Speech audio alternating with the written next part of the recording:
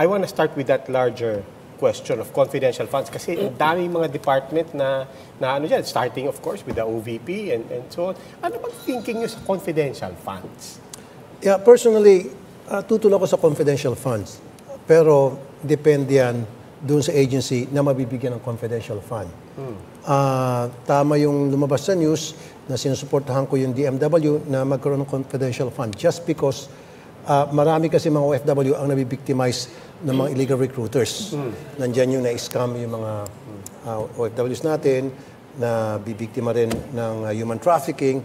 So why not DMW? Kung ibang agency nga, na kung tutusin, they really don't need confidential fund and yet nabibigyan sila by the hundreds of millions. Why not DMW na tumutulong sa ating mga OFW para maalis na sila sa pagiging victim? Never ako nagtutol sa anumang agency na nabigyan confidential funds because my stand is, bago lang ako dyan, you're right, neophyte senator ako, hindi ko pa alam talaga kung ano mga sistema pagdating sa mga confidential funds.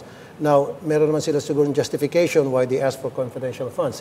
And I don't know kung tama ba yung justification na binibigyan nila. So sa akin, for the first 2 years, bibigyan ko sila ng pagkakataon na to prove themselves. After 2 years, maybe next year, pag nakita ko na hindi pa rin umuubra, wala pa rin silang performance na maganda, doon sa confidential funds binigay sa kanila, wala pa rin silang nasusolve na crimes na related doon sa kanilang agency or poor pa rin performance, then I will go against them being given confidential funds.